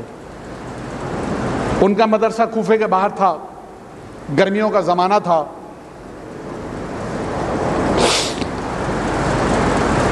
कूफे के रईस सरदारों के बेटे उनके दर्सगाह में बैठे दर्स हासिल करते थे, दर्स पढ़ा रहे थे। गर्मी का ज़माना, लू चल रही थी, गर्मी महसूस, बहुत गर्मी थी। सामने से एक भिश्ती जाता हुआ नजर आया, सक्का। गर्मी का माहौल था, प्यास महसूस हुई, आवाज़ दी, भिश्ती दौड़ता हुआ आया, हाथ में कटोरा थमा दिया। भिश्ती ने दहाना खोला मशकीज़े का, कटोरे में ठंडा पानी पड़ा, कटोरे की ठंडक हाथ में महसूस हुई। कुछ देर तक मौलवी आमिर हमदानी पानी को देखते रहे। पानी को देखने के बाद अचानक उन्हें करबला याद आ गई। थोड़ी देर तक गौर करना शुरू किया, काश ये पानी अब्बास सही सलामती से ख़ैमे हुसैनी तक ले जा पाते, काश ये पानी अली अकबर को मिल जाता, काश ये पानी असगर को मिल जाता, काश ये पानी सकीना पी लेती। तो आंखों से आंसू निकलने लगे। कुछ कहा नहीं, आंखों से आंसू निकलने लगे। पानी फेंक दिया, कटोरा सक्के को वापस दे दिया, जेब में हाथ डाला, दिरहम निकाले, सक्के को कहा भाई ले जा, मैं सैराब हो गया, मैंने पानी पी चुका, मैं ले जा, बहुत शुक्रिया तेरा। और इसके बाद उनके मुंह से एक जुमला निकला, खुदा लानत करे उन पर जिन्होंने हुसैन पर पानी बंद किया था। बस ये जुमले का निकलना था कि सिनान इब्न अनस का बेटा, खुदा लानत करे, वो बैठा पढ़ रहा था इसके मदरसे में। उसने कहा, क्या कहा मास्टर साहब आपने? कि हुसैन पर जिन्होंने पानी बंद किया उन पर लानत हो? तो मेरा बाप हुसैन के लिए पानी बंद करने के लिए गया था, आपने मेरे बाप पे लानत भेजी है? मौलवी घबराए, बहुत समझाया, नहीं बेटा मैंने ये नहीं कहा, मैंने कहा अल्लाह जुल्म करने वालों पे लानत भेजेगा। नहीं, आपने कहा मेरे बाप पे लानत भेजी है। खैर बहुत समझाया, मना के उसे बैठाल दिया, लेकिन वो सिनान इब्न अनस का बेटा था, जैसा बाप वैसा बेटा। ये जब मदरसे की छुट्टी हुई तो एक तारीख मकाम पे, एक पुरसुकून मुकाम पे गया, अपना अमामा उतारा, उसमें ढेले भरे, इसने खूब अपना सर लहू पीटा, लहू लोहान किया, अपने कपड़े फाड़े और रोता हुआ दारुल इमारा पहुंचा, जहां इसका बाप जो फौजी सरदार था बैठ के हिसाब किताब करता था, वहां पहुंच गया। अपने बेटे का ये हाल देखा, वो घबराया बाप। उसने कहा मेरे लाल क्या हुआ? इसने सिनान इब्न अनस का बेटा, इसने दो चार बातें ज्यादा कह सुना दी, ये मास्टर ने ऐसा कहा, ऐसा कहा, ऐसा कहा। अच्छा ये बात है? हाथ पकड़ के घसीटता हुआ इब्न ज़ियाद के पास ले गया अपने बेटे को, कहा देख तेरी खिदमत करने का यह नतीजा मुझे मिला है। क्या हुआ? कहा मौलवी ने पीटा है इसलिए। अच्छा ये बात है? हुक्म दिया इब्न ज़ियाद ने, मौलवी को जिंदा या मुर्दा गिरफ्तार करके पेश किया जाए। चलिए जनाब, सिपाही दौड़े, मौलवी का अमामा उनके गले में बांध के घसीटा गया। मौलवी घसीटे जा रहे हैं, मौलवी का अमामा मौलवी के गले में डाल के घसीटा गया। कोई ताज्जुब की बात नहीं है, कल इनके आका के गले में भी ऐसे ही अमामा डाल के घसीटा गया था। तो ये जुल्म सितम नया नहीं था मौलवी के लिए। जब दारुल इमारा पहुंचे तो जाते ही हुक्म दिया पीटो इसे। तो चाबुक से ताजियाना आज की हमारी गुफ्तगू इसी ताजियाने पे ख़त्म हो गई। ज़रा गौर से समात फरमाएं आप हज़रात। ताजियाना किसे कहते हैं? ताजियाना चाबुक को कहते हैं। चाबुक किसे कहते हैं? विप, हॉर्स राइडर्स, सिपाही, घुड़सवार। हर सिपाही जो घोड़े पर सवारी करता है अपने साथ एक छोटा सा चाबुक रखता है, उसे विप कहते हैं, चाबुक कहते हैं, ताजियाना कहते हैं। वो ताजियाना होता क्या है? एक लोहे की पतली सी सलाई होती है, उसके ऊपर चमड़े का तस्मा लपेट दिया जाता है और उसकी हल्की सी चोट, चाबुक की हल्की सी चोट भी बद से बदतरीन वहशी घोड़े को भी हल्के से लगा दी जाए ना, हल्के से, तो इतना बिदका हुआ बदतरीन घोड़ा भी सहम के सवार की उस हल्की सी चोट से सहम के सवार के काबू में आ जाता था, आ जाता है। आज भी ये दस्तूर है कि घुड़सवार अपने साथ एक छोटी सी विप रखते हैं, हल्की सी चोट पहुंचाई नहीं कि घोड़ा से आता है, گھوڑا چوٹ لگانے کی تو بات دور کی ہے، گھوڑے پہ بیٹھا سوار اگر ذرا سی یوں گھما کے دکھا دے، گھوڑا دیکھتا رہتا ہے، سوار کے اشارے کو دیکھتا رہتا ہے. اگر اس نے کچھ چالاکی کی گھوڑے نے تو سوار ہلکے سے چابک ایسے لہرا دیتا ہے. چابک کی لہر جب گھوڑا دیکھتا ہے نا تو سہم کے سوار کے قابو میں آ جاتا ہے گھوڑا. ایسا گھوڑا جانور وحشی، ایسا بدترین گھوڑا بد کا ہوا، وہ بھی گھوڑے کی چابک کی ضرب سے گھوڑے قابو میں آ جاتا ہے. تو وہ چابک، وہ تازیانہ، اس سے پیٹا گیا جناب عمیر ابن عامر حمدانی کو. 2-4 تازیانے لگے تھے کہ غش کھا کے جناب عمیر عامر حمدانی گر پڑے. اور جب آنکھ کھلی تو تنگ و تاریک قید خانہ تھا، وہی قید خانہ جس میں 4500 محب اہل بیت پہلے سے بند تھے. اب گھبرائے معلم، پریشان ہوئے. مختار سے ملاقات ہوئی ایک دن تو کہا تم کون؟ کہا میں ہوں معلم عامر حمدانی. مختار نے پوچھا بھائی تم یہاں کیسے؟ کہا تم کون ہو بھائی؟ کہا میں ہوں مختار ابن عبید ثقفی. کہا آپ یہاں کیسے؟ کہا جیسے تم یہاں ویسے میں یہاں. ایک ہی جرم کے خطا کار دونوں. ملاقات ہوئی. لیکن اس معلم کی ایک بھتیجی تھی، معلم کی عمیر حمدانی کی ایک بھتیجی تھی، چھوٹی لڑکی، جو ابن زیاد کی بیٹی کی سہیلی تھی. اسے جب پتا چلا نا کہ اس کے چچا کو اس طریقے سے قید میں ڈال دیا گیا ہے تو وہ روتی ہوئی اپنی سہیلی کے پاس گئی، ابن زیاد کی بیٹی کے پاس گئی. اس نے کہا میرے امو جان کو اس طریقے سے قید میں ڈال دیا گیا ہے. اس نے کہا اس میں کون سی بات ہے، چلو میں ابا سے کہتی ہوں. بیٹی باپ کی خدمت میں پہنچی. باپ نے کہا بیٹی سے بیٹی کیسے آنا ہوا؟ کہا یہ بات ہے. کہا میرے بیٹی سے کہا بس اتنی سی بات ہے میری بیٹی، حکم دیا آزاد کر دیا جائے، عامر حمدانی کو رہا کر دیا جائے. اب قید کا دروازہ چڑچڑاہٹ کے ساتھ جب کھلنے لگا نا اور دروازہ کھلنے سے روشنی اندر آئی تو مختار نے کہا مبارک ہو معلم، مبارک ہو معلم، یہ دروازہ تمہاری رہائی کے لیے کھل رہا ہے. معلم کہتے ہیں میرا دل دھڑکا، میری رہائی؟ آواز دی زندان کے دربان نے، عامر حمدانی جہاں کہیں ہو دروازے پہ چلائے قید خانے کے. معلم کہتے ہیں میرا دل زور زور سے دھڑک رہا تھا، میں خوش بھی تھا کہ میں رہا ہو رہا ہوں، ایسے خطرناک ماحول سے مجھے رہائی نصیب ہو رہی ہے. لیکن پھر کہتے تھے میں رو بھی رہا تھا، میرا دل رو رہا تھا کہ ایسے تنگ اور تاریک قید خانے میں مختار کو چھوڑ کے جا رہا ہوں. مجھے تو رہائی ملے گی، کھلی ہوا میں سانس لینا نصیب ہوگا، لیکن افسوس مختار اسی قید میں بند رہیں گے. تو جاتے جاتے مختار سے اس نے کہا، معلم نے، اگر میرے لائق کوئی خدمت ہو تو بتائیے، میں کوشش کروں گا. مختار نے کہا بھائی اگر تجھ سے ممکن ہو سکے تو کاغذ، قلم اور روشنائی کا انتظام کر دینا، میں میری رہائی کا انتظام کر لوں گا. کہا اچھا میں کوشش کروں گا. قید سے رہا ہوئے گھر گئے، غسل کیا، اور اس کے بعد ایک موٹا بہت مالدار انسان تھے عامر حمدانی، رئیس تھے، صحابی رسول تھے، علی مرتضیٰ سے تعریف پا چکے تھے، بہترین جنگ کی تھی صفین میں اور نہروان میں.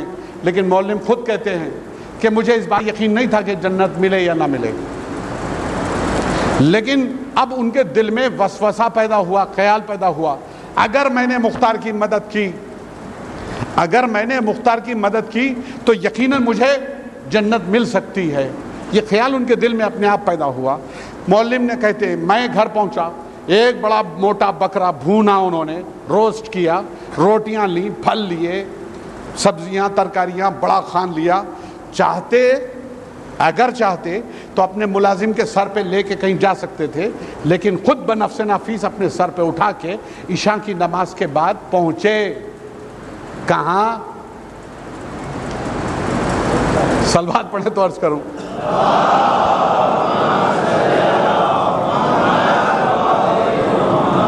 ایک اس سے بہتر صلوات بھیجیں آپ حضرات.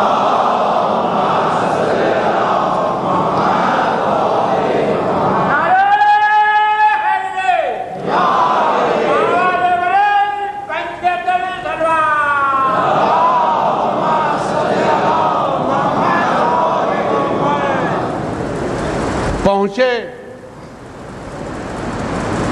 پریزن کا زندان کا جو داروغہ تھا نا اس کے گھر پہنچے. کس وقت پہنچے؟ رات کے وقت، عشاء کی نماز کے بعد، یہ جانتے ہوئے کہ وہ گھر پہ موجود نہیں ہے. رات کی ڈیوٹی پہ زندان گیا ہوا تھا. دق الباب کیا، پس پردہ سے ان کی زوجہ نے پوچھا کون؟ کہا میں ہوں، یہ نذرانہ لایا تھا، میں نے منت مانگی تھی، میری مراد پوری ہوگی تو میں یہ خدمت میں داروغہ زندان کے پیش کروں گا. یہ کہہ کے وہ سینی سرکا دی اندر کو، زوجہ نے کھینچ لی. کہا اللہ اکبر، سبحان اللہ، شکر الحمدللہ. روز ایسے نظر آتی رہے. وہ پولیس والے کی بیوی تھی نا، عادت پڑی ہوئی تھی. صبح ان کے شوہر نامدار واپس پہنچے. کہا جی سنتے ہو اس طریقے سے ایک رات میں ایک آدمی آیا تھا، اس نے منت مانگی تھی کہ وہ پوری ہو جائے گی تو آپ کی یہ خدمت کرے گا. کہا سبحان اللہ، ایسے بھی لوگ ہیں جو پولیس والوں کی خدمت کرتے ہیں، ایسی منتیں مانتے ہیں لوگ. چلو کھا پی کے جب فارغ ہو چکے، رات کی ڈیوٹی پہ پہنچے یہ، پھر زندان. پھر عمر حمدانی نے پھر وہی ترکیب کی، بکرا بھونا، روٹیاں، پھل لے کے پھر پہنچے، پھر دق الباب، پھر اس طریقے سے اندر پہنچا دیا. جب 3 دن تک یہ عمل دہرایا جا چکا تب داروغہ زندان نے کہا، وہ بھی پولیس والا تھا، کہاں ضرور یہ آدمی کوئی حاجت رکھتا ہے اور اس نے رشوت کا یہ خوبصورت انداز اپنایا ہے. آج کیجول لیو، چھٹی کی درخواست دی، رات میں ڈیوٹی پہ حاضر نہیں ہو سکتا، کل آؤں گا صبح میں، آج رات کی مجھے چھٹی دی جائے. چلیے کیجول لیو لی اس نے، گھر میں بیٹھا رہا. چوتھے دن جب داروغہ زندان کے گھر پہنچے، دق الباب کیا، جیسی سینی اندر کو سرکائی، داروغہ زندان نے کلائی تھام لی عمر حمدانی کی، اندر کی طرف کھینچا. کہا اچھا آپ ہیں حضور، معلم آپ، اور یہ سلوک پولیس کے ساتھ، یہ بات سمجھ میں نہیں آئی. نہیں حضور میں نے منت مانگی تھی کہ جب میں رہا ہو جاؤں گا تو یہ، ارے بھائی کسی عالم دین کو دیتا، کسی فقیر کو کھلاتا، یہ پولیس والے کو. کہا نہیں میری منت تھی حضور. بڑی اچھی منت تھی تیری. لیکن وہ بھی محب حسین تھا، داروغہ زندان بھی. یہ عجیب اتفاق ہے. کچھ دیر تک جب داروغہ زندان کے سامنے سر جھکا کے معلم عامر حمدانی بیٹھے رہے تو زندان کے دربان نے کہا، اے عامر، اے معلم، میں محسوس کر رہا ہوں کہ ضرور تیرے کوئی حاجت ہے اور تو نے یہ خوبصورت انداز رشوت کا اپنایا ہے. بتا تیری کیا حاجت ہے، ہو سکتا ہے کہ میں پوری کر دوں. نہیں نہیں حضور کوئی حاجت نہیں تھی، کوئی حاجت نہیں تھی، یہ میری منت تھی، یہ میں نے نظر مانی تھی. نہیں، تجھے خون امام حسین کی قسم،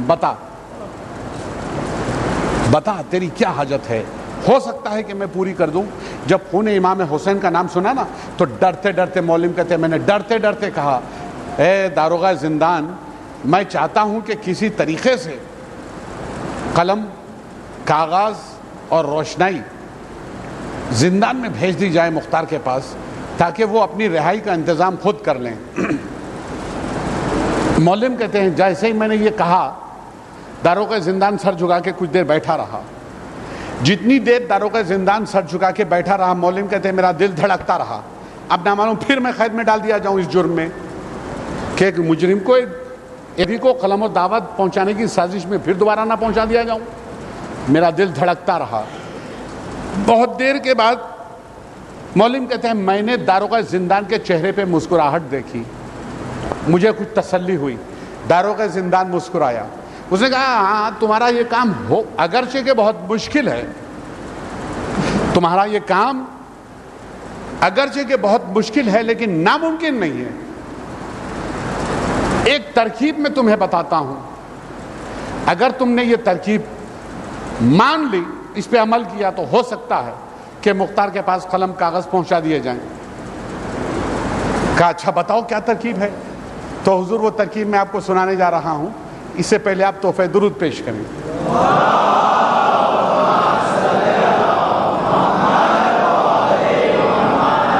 کہا کل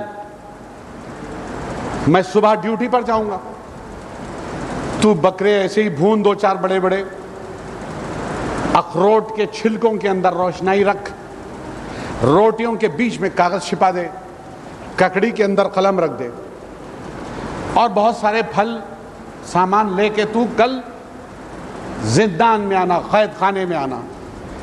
میں ایسا اپنے آپ کو ظاہر کروں گا، پریٹینڈ کروں گا کہ جیسے میں بہت کام میں مصروف ہوں، فائل لکھ رہا ہوں. تو آ کے میرے پاس کھڑے ہو جانا اور کھکار کے سلام کرنا. میں تیری طرف دیکھوں گا، پھر لکھنے میں لگ جاؤں گا. جب پھر کچھ وقفہ ہو جائے تو پھر کہنا حضور میں تیری طرف ترچھی نگاہ سے دیکھوں گا. تو مجھ سے جب مخاطب ہو کے کہنا حضور میں نے منت مانگی تھی کہ جب میں قید سے رہا ہو جاؤں گا تو یہ سامان تھوڑا سا کھانے پینے کا قیدیوں میں تقسیم کروں گا. میری یہ منت ہے، میں آپ کی خدمت میں حاضر ہوا ہوں. یہ سامان قیدیوں میں بانٹ دیجئے. میں ناراض ہو جاؤں گا، میں تجھے بہت گالیاں بکوں گا، تیرا گریبان پکڑ لوں گا. میں کہوں گا تیری یہ مجال کہ میرے ہوتے ہوئے یہ سامان قیدیوں میں پہنچا دیا جائے، اور جب میں تجھے اونچی آواز میں گالیاں بکوں گا، تیرا گریبان پکڑ لوں گا نا، تو میرے جو ماتحت سپاہی ہیں وہ ہماری طرف مخاطب ہو جائیں گے. کیا بات ہے، یہ گڑبڑ کیسی ہے؟ تو تب تو ان کی طرف مخاطب ہو کے کہنا بھائی اس میں حضور کیا ہے، اس میں حرج کیا ہے؟ میں نے منت مانگی تھی کہ جب قید سے رہا ہو جاؤں گا تو قیدیوں کے ساتھ یہ سلوک کروں گا، ایک وقت کی روٹی دوں گا، آدھا آپ حضرات لے لیں، آدھا قیدیوں کو دے دیں. تو جب آدھے کا ذکر سنیں گے نا میرے سپاہی تو زبان باہر نکل آئے گی اور للچائی ہوئی نگاہ سے مال کی طرف دیکھیں گے. داروغہ زندان واقف تھا نفسیات سے، پولیس والا تھا نا، جانتا ہے اس کے عادت. درود پڑھے محمد والے محمد.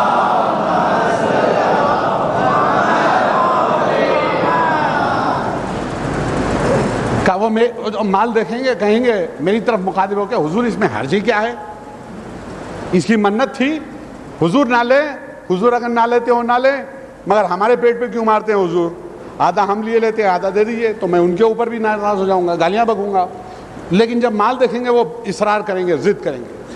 تب یہ جس میں قلم اور روشنائی ہے، اخروٹ و ککڑی و روٹیاں زندان میں بھیج دینا، یہ بکرا وکرا ادھر دے دینا.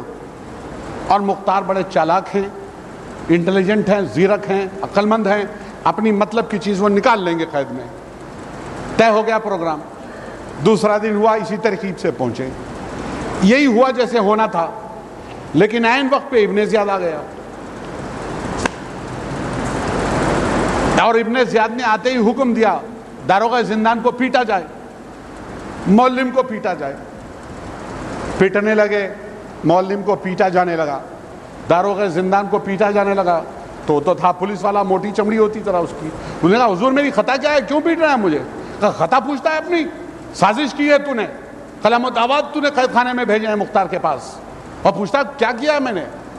داروغہ زندان نے ہاتھ جوڑے گا، حضور گھوڑا اور میدان دونوں سامنے ہیں، آپ خود قید خانے میں تشریف لے جائیں، بنفس نفیس تلاشی لے لیجئے. اگر قلم دعوات اور روشنائی مل جائے تو جو سزا چور کی وہ میری، قتل کر دیجئے. حضور مارتے کیوں ہیں آپ؟ کہاں اب تو نے حق بات کہی. اب دارالامارہ میں اب ابن زیاد قید خانے میں دروازہ کھول کے خود اندر کی طرف چلے. روشنی سے جب آدمی تاریکی میں آتا ہے نا تو کچھ دیر تک آنکھیں چدیا ہی رہتی ہیں، دکھائی نہیں دیتا. اور یہ قید خانے میں 4500 ایسے محب اہل بیت بند تھے نا کہ جو گردن دبا دیں تو گردن دھڑ سے الگ ہو جائے صرف دبانے سے. تو ڈرتے ڈرتے اندر پہنچے. اپنا جھوٹا بھرم بھی رکھنا تھا، تلاشی بھی لینی تھی. اندر پہنچے تو کچھ سجھائی نہیں دیا. وہ جو موٹی موٹی فولادی زنجیروں کو بکھراتا ہوا ٹوٹ کے دیکھا تھا نا، گھبرا گئے. اندر گئے، 2-4 لمحے دکھائی نہیں دیا، واپس نہیں آیا. کہا میں نے تلاشی لے لی، کہیں ہے قلم دعوت نظر نہیں آیا. چھوٹے، پیچھا چھوٹا. کہا حضور مگر یہ مخبری کس نے کی ہے؟ خود داروغہ زندان کے بیٹے نے مخبری کر دی. رات میں جب یہ کانسپریسی ہو رہی تھی نا، وہ لیٹا ہوا سن رہا تھا، بظاہر لگ رہا تھا وہ سو رہا ہے. اس نے یہ باتیں ابن زیاد کو بتا دی. اسے پیش کیا گیا، اس نے کہی ہیں. کہا حضور اس نے کہی ہے؟ حضور یہ حرام زادہ ہے، یہ زنا زادہ ہے. کوڑے کرکٹ کے ڈھیر پہ مجھے پڑا ملا تھا بچپن میں نے رحم کھا کے انسانی بنیادوں پر اسے اٹھا لیا، پرورش کر کے بڑا کیا. جب یہ بڑا ہوا نا تو اس نے میری بیوی کے اوپر نگاہیں بد ڈالی ہیں. جب میں نے اسے برا بلا کہا، پیٹا، تو اس نے یہ سازش کر کے جھوٹا بیان آپ کے سامنے دیا. ابن زیاد نے تلوار نکالی, درود پڑھے محمد و آل محمد.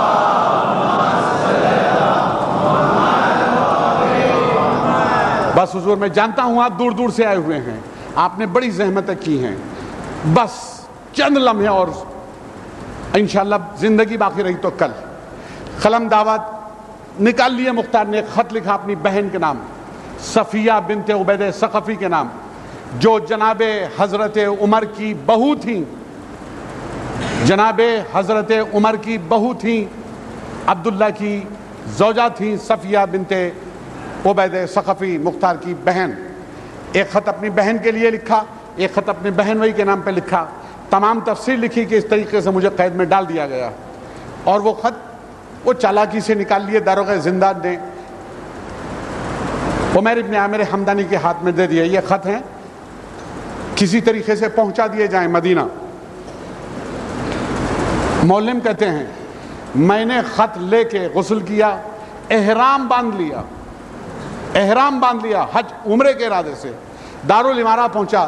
ابن زیاد نے جب مجھے احرام میں دیکھا تو بڑی حقارت سے ہنسا وہ, اے مولم ابھی تو حج میں کافی دن ہیں, تو نے ابھی سے احرام باندھ لیا, کیا مقصد کیا ہے تیرا, ارادہ کیا ہے؟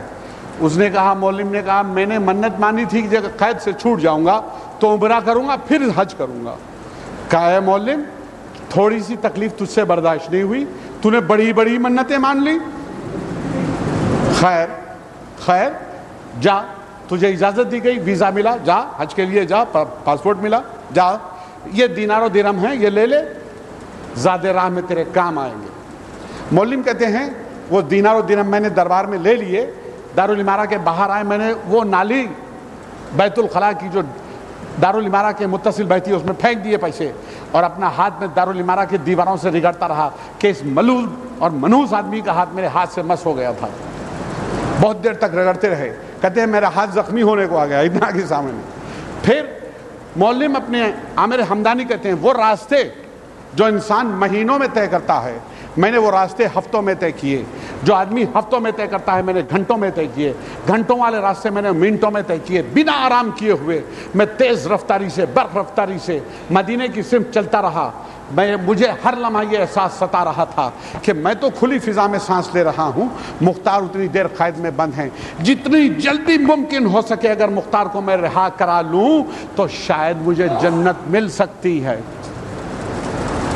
قصہ مختصر کہ جناب عمر حمدانی رات کے وقت, اس وقت کہ جب دسترخوان بچھایا جا چکا تھا اور جناب عبداللہ ابن عمر دسترخوان پہ بیٹھ کر اپنی زوجہ صفیحہ کو آواز دے رہے تھے, بیگم چلی آؤ دسترخوان بچھایا جا چکا ہے, کھانا ٹھنڈا ہو رہا ہے. ایسے وقت میں مولم ابن عامر حمدانی نے دق الباب کیا. عبداللہ نے اپنے ملازم سے کہا جاؤ دیکھو کون آیا ہے. ملازم دوڑتا ہوا گیا, کہا ایک قاصد ہے جو خط لایا ہے. کہا بلا لو اسے اندر. دسترخوان پہ اپنے پہلو میں بٹھا لیا, دیکھا ایک خط مختار کا اپنے سالے کا ہے, میرے نام ہے, وہ اپنے پہلو میں رکھ لیا. دیکھا دوسرا خط ان کی زوجہ کے نام تھا, مختار کی بہن کے نام تھا.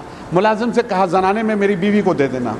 خط لے کے وہ زنانے میں پہنچا اور یہ ادھر گفتگو میں محو ہوئے مختار عبید عمر حمدانی سے بات چیت کا سلسلہ شروع ہوا ہی تھا کہ گھر کے زنانے میں سے رونے کی آواز بلند ہوئی. حضور آپ کی زحمت کو میں نے یہاں تمام کیا, انشاءاللہ کل زندگی باقی رہی تو ہماری گفتگو اس کے آگے پہنچے گی. بھائی کا خط ملا, بہن نے گریہ شروع کیا, صفیہ نے گریہ شروع کیا. اتنا روئی جناب صفیہ, اتنا روئی کہ روتے روتے انہوں نے اپنا سر پیٹا اور جو بال ہاتھ میں آ گئے نا وہ نوچ کے صحن خانہ میں ڈال دیے. اتنا سر پیٹا, اتنا منہ پیٹا. یہ سن کے کہ بھائی کو اس طریقے سے قید میں ڈال دیا گیا ہے تو پورے سر کے بال نوچ کے صحن خانہ میں ڈال دیے. ماں کو روتا ہوا دیکھا تو بیٹی نے صفیہ کی رونا شروع کیا, اس نے اپنے سر کے بال نوچ ڈالے. بھائی کی بہن کی محبت. بس حضور میں نے آج آپ کی زحمت کو تمام کیا. انشاءاللہ کل اگر بقید حیات رہے ہم اور آپ تو اس کے آگے کی گفتگو آپ سے جاری رہے گی. ایک بھائی اور ایک بہن کا ذکر مجھ سے بھی سن لیجئے. تاکہ آپ کی زحمت کو تمام کیا جائے۔ ہاں عزاداران امام حسین، آپ آمادہ ہو جائے جناب سیدہ کو پرسہ دینے کے لیے۔ میری کمزوری یہ ہے کہ میں زیادہ مصائب پڑھ نہیں سکتا، مجھ میں اتنی ہمت نہیں ہے کہ میں زیادہ مصائب پڑھوں، تو 2-4 جملے مصائب کے پڑھوں گا میں۔ آپ حضرات رونے کے لیے تیار ہو جائیں۔ کس طریقے سے روئیے گا، کس طریقے سے پرسہ دیجیے گا جناب سیدہ کو؟ ہمارے چھٹ فرماتے ہیں ایسے گریہ کیجئے، ایسے پرسہ دیجئے۔ چھٹے امام نے ایک دن مجلس کا اہتمام کیا، ذاکر کو منبر پہ بھیجا، کہا میرے جد کے مصائب بیان کر۔ ذکر کرنا شروع کیا ذاکر نے، امام روتے رہے، امام زار و خطار روتے رہے۔ جب ذاکر نے ذکر ختم کرنے کی منزل پہ پہنچا، امام نے کہا تسلی نہیں ہوئی، اور ذکر کر، اور میرے جد کا ذکر کر۔ ذاکر پھر پڑھتا رہا۔ جب کئی بار ذکر کروا لیا چھٹے امام نے، اس کے بعد وہ راستے پہ کھڑے ہو گئے جہاں سے مسافر واپس لوٹتے ہیں، ہاتھوں کو جوڑ کے ہر ایک کا شکر کرنے لگے۔ بات دوستو، تمہارا شکریہ کہ میری مجلس میں تم آئے، میرے جد کے اوپر تم نے گریہ کیا، تمہارا شکر گزار ہوں، میرے جد کے اوپر تم نے گریہ کیا۔ ایک آدمی کو پکڑ لیا، امام نے روک لیا، اے شیخ تو نے میرے جد کے اوپر گریہ نہیں کیا، تو نے میرے جد کے اوپر گریہ نہیں کیا۔ اس نے تو فوری اپنے جیب سے رومال نکالا، یہ اپنا رسول اللہ یہ رومال دیکھیے، یہ آنسوؤں سے تر ہے، میں نے آپ کے جد میں گریہ کیا ہے۔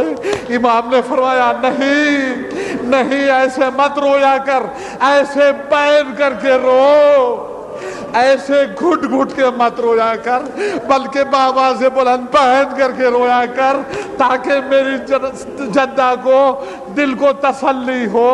بین کر کے رویا کر، گھٹ گھٹ کے مت رویا کر۔ تو دوستو، گریہ کرنے کا سلیقہ چھٹے امام نے بتا دیا۔ بس 2-4 جملے مجھ سے سن لیجئے۔ جناب زینب کا ذکر میں آپ سے آج کروں گا، آپ کی زحمت کو تمام کروں۔ جناب زینب کے پردے کا اہتمام کتنا تھا پہلے یہ ملاحظہ فرمائیے، تاکہ بچوں کو، چھوٹے بھائیوں کو پردے کی اہمیت کا اندازہ ہو کہ پردہ جناب زینب کو کتنا عزیز تھا۔ دوستو، کتاب ذکر العباس میں یہ درج ہے کہ جب جناب سیدہ کا آخری وقت آیا نا، تو کہا اے ابو الحسن، اے ابو الحسن، دن کے موقع میں، دن کے موقع پر آپ ذرا کم ہی گھر پہ تشریف لایا کریں میرے بعد۔ مولا کائنات نے پوچھا بی بی کیوں؟ جناب سیدہ نے فرمایا میری بیٹی زینب بڑی شرمیلی ہے،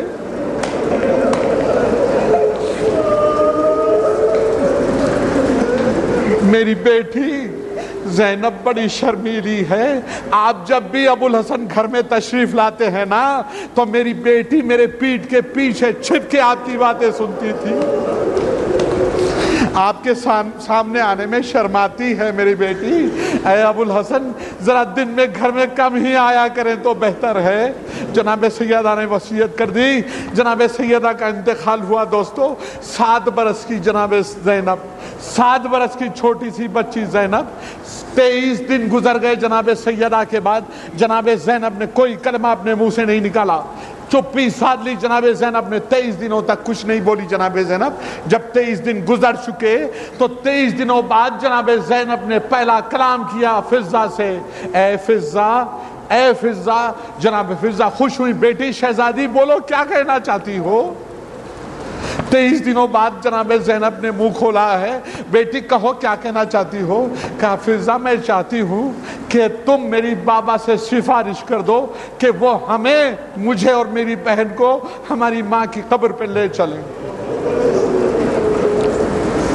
23 دنوں بعد جناب زینب نے کچھ کہا نا دوستو، تو فضہ دوڑتی ہوئی ابو الحسن کے پاس پہنچی۔ ابو الحسن مبارک ہو، مبارک ہو، آج زینب نے 23 دنوں کے بعد مجھ سے کلام کیا ہے۔ مولا خوش ہوئے، فضہ جلدی بتا کیا کہا میری بیٹی زینب نے؟ کہا اے ابو الحسن، اے آقا، زینب چاہتی ہیں، شہزادی زینب چاہتی ہیں کہ آپ ان کو اور ان کی بہن کو ان کی والدہ کی قبر پہ لے جائیں۔ تو ہمارا امام کچھ دیر تک سر جھکا کے سوچتا رہا۔ اس کے بعد فضہ سے کہا فضہ میری بیٹیوں سے کہنا کہ ابھی 2-4 دن صبر اور کر لے، 2-4 دن ابھی اور صبر کر لے۔ پوچھا فضہ نے، کہا کیوں صبر کر لیں؟ اے آقا کیوں صبر کر لیں؟ کہا دیکھو ابھی چاند نکل رہا ہے، آسمان پہ چاند چمک رہا ہے، میں نہیں چاہتا کہ چاند کے اجالے میں بھی میری بیٹی زینب کو کوئی بازار میں دیکھے۔ اجرکم علی الحسین، یہ سلیقہ جناب زینب کو 7 برس کی چھوٹی بچی کو علی مرتضیٰ نے سکھایا۔ میں نہیں چاہتا کہ میری بیٹی کو چاند کی روشنی میں بھی کوئی دیکھ لے، میری بیٹی کا سایہ بھی کوئی دیکھ لے۔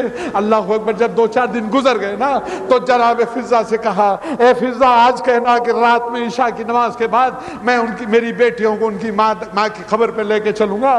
جناب زینب کا دائیں ہاتھ کی کلائی سے بایاں ہاتھ جناب زینب کا تھاما، علی مرتضیٰ نے بائیں ام کلثوم کا ہاتھ بائیں کلائی سے تھاما اور دونوں کو اس انداز سے لے کے چلے۔ سامنے حسن تھے، پیچھے حسین تھے۔ اب یہ قافلہ چلا، رات کی تاریکی میں جب گھر سے باہر پہلا قدم نکالا نا تو مولا کائنات نے آسمان کی طرف دیکھ کے کہا الحجاب الحجاب 3 بار کہا، پھر مدینے کی طرف رک کر کے کہا خبردار الحجاب، کوئی گھر سے نہ نکلے۔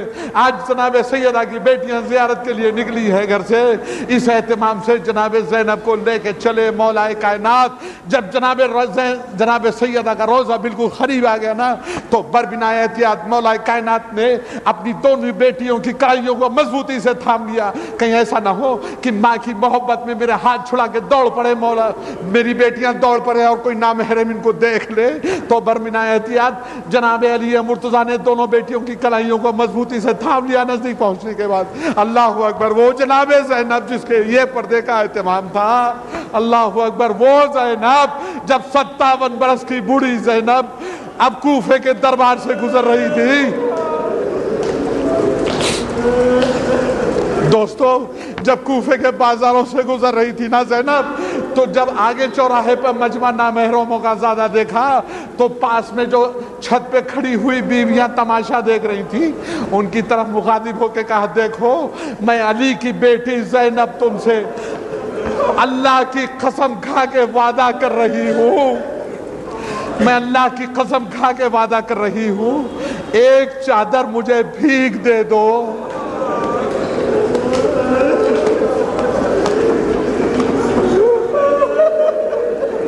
اے بیویوں ایک چادر مجھے بھیک میں دے دو۔ یہ اگلا چوراہا ہے نا اس پہ مجمع زیادہ ہے نامحرموں کا، بھیڑ زیادہ ہے۔ جب میں یہ چوراہا پار کر لوں گی، یہ چوراہا میں عبور کر لوں گی تو میں قسم کھا کے کہتی ہوں تمہاری چادر تمہیں واپس لوٹا دوں گی۔ کسی نے چادر دی دوستو؟ اللہ اکبر، کسی نے چادر نہیں دی۔ یہ خارجی کی بہن ہے، کسی نے پتھر پھینکے، اسے چادر دی جائے، پتھر پھینکے گئے جناب زینب پہ۔ اللہ اکبر، خدا کسی غم میں نہ رلائے سوائے غم حسین کے۔ جب جناب مختار کی حکومت مضبوط ہو گئی تھی نا، جب مستحکم ہو گئی تھی تو ایک دن ان کے دربار میں ایک شخص گرفتار کر کے پیش کیا گیا، اس کا نام تھا خولی ابن یزید اصبہی۔ جب وہ گرفتار کر کے پیش کیا گیا تو جناب مختار نے پوچھا اے خولی بتا تو نے کربلا کے میدان میں کیا ظلم ڈھائے تھے؟ اس نے اپنے ظلم پہلے تو کہا مجھے معاف کیا جائے مختار، میں نہیں بیان کر سکتا کہ میں نے کیا ظلم کیے کربلا کے میدان میں۔ جب جناب مختار نے اصرار کیا کہ تجھے بتانا پڑے گا، بتا تو نے کیا کربلا میں ظلم کیے، تو اب ظالم کی زبانی سنیے کہ اس نے کربلا کے میدان میں کیا ظلم کی داستان اپنی بتائی۔ ظالم کی اپنی زبانی سنیے تو مظلوم کے اوپر اس کا رد عمل کیا ہوا ہے اس کا اندازہ صرف آپ تصور میں لگا سکتے ہیں۔ کسی ذاکر کی زبان میں اتنی طاقت نہیں کہ وہ الفاظ اس کی تکلیف کا احساس آپ کو بتایا جائے جو اس ظالم نے مظلوم کو پہنچائی تھی۔ ظالم اپنی زبانی عرض کہتا ہے اے مختار جب عصر کا ہنگام تمام ہوا، حسین قتل کیے جا چکے نا، تو اب خیموں کو لوٹنے کے ارادے سے میں ایک اونچے فوجی گھوڑے پہ بیٹھا، طویل نیزہ میرے ہاتھ میں تھا، میں آہستہ آہستہ لوٹنے کے ارادے سے قیام حسینی کی طرف بڑھ رہا تھا۔ جب بیویوں نے مجھے اپنی طرف آتا ہوا دیکھا تو جناب زینب نے اپنے دونوں ہاتھ پھیلا لیے، حسین کی چھوٹے چھوٹے بچے جناب زینب کے پیچھے چھپنے لگے۔ اے مختار حسین کی چھوٹی چھوٹی بچیاں حسین کے زینب کے پیچھے چھپنے لگی. جناب زینب نے اپنے دونوں ہاتھ پھیلا لیے تھے. جب بیمار کے نیچے سے بستر گھسیٹا گیا نا اے مختار، جب بیمار کے نیچے سے بستر گھسیٹا گیا تو بیمار ہوتے منہ زمین کربلا پہ گرا. بیویوں نے اندازہ لگا لیا، بیویوں نے اندازہ لگا لیا کہ میں لٹیرا ہوں، مال و اسباب لوٹنے کے ارادے سے آیا ہوں. تو حسین کی ایک چھوٹی سی بچی، اے مختار، حسین کی ایک چھوٹی سی بچی جو جناب زینب کے دونوں بازوؤں کے پیچھے چھپی تھی نا، جب میں بالکل نزدیک پہنچ گیا تو وہ ڈر کے مارے گھبراہٹ میں اب زینب کے پیچھے سے نکل کے میدان کی طرف دوڑنے لگی. اے مختار، وہ بچی میدان کی طرف دوڑنے لگی. میں نے گھوڑے کو ایڑ لگائی، اپنے گھوڑے کو اس بچی کے پیچھے دوڑایا، بچی کے پیچھے دوڑایا. اے مختار، اگر چاہتا میں تو بچی کو جھک کے اٹھا سکتا تھا، لیکن میں نے زحمت گوارا نہیں کی. میرے ہاتھ میں ایک طویل نیزہ تھا مختار، میرے ہاتھ میں ایک طویل نیزہ تھا. میں نے دوڑتی ہوئی بچی سکینہ کو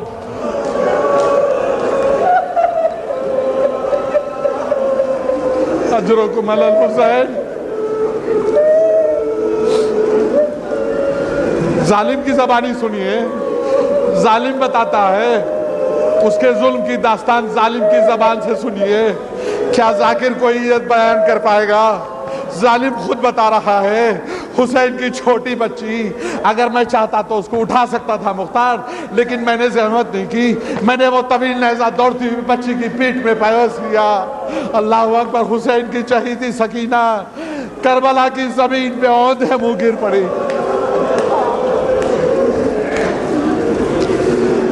بچی زمین پہ اوندھے منہ گری.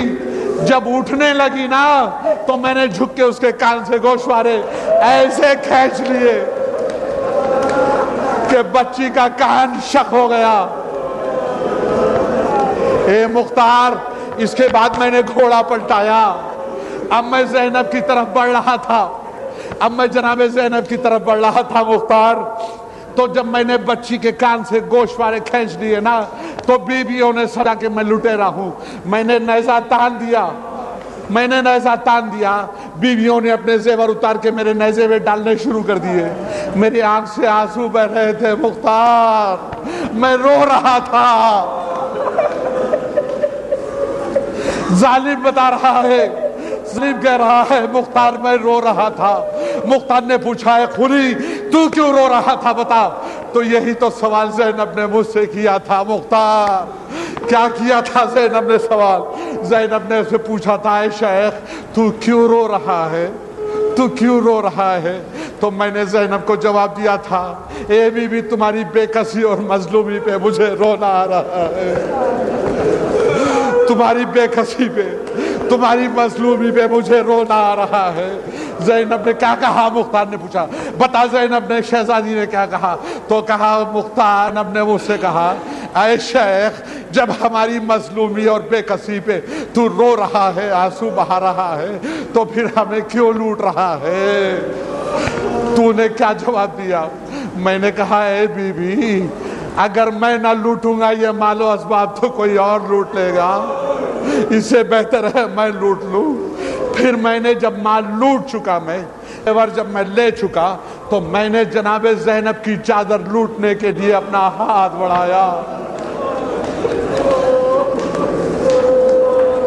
میرا ہاتھ جناب زینب کی چادر کی طرف بڑھا.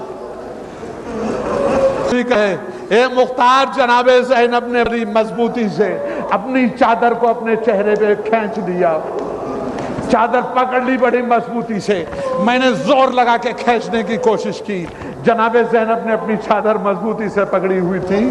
میرے پاس تازیانہ تھا، چابک تھا. میں نے تازیانہ نکالا مختار.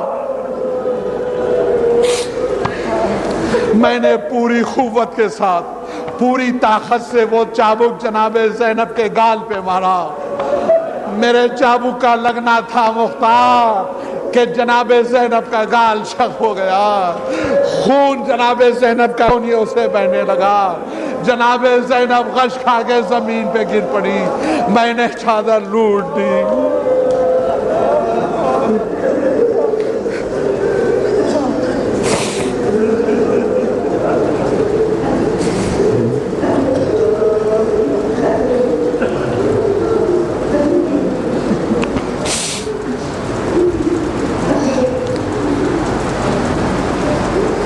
ہمارے لہا جناب زینب کی چادر کا واسطہ ہمیں کوئی غم نہ دے سوائے غم حسین کے.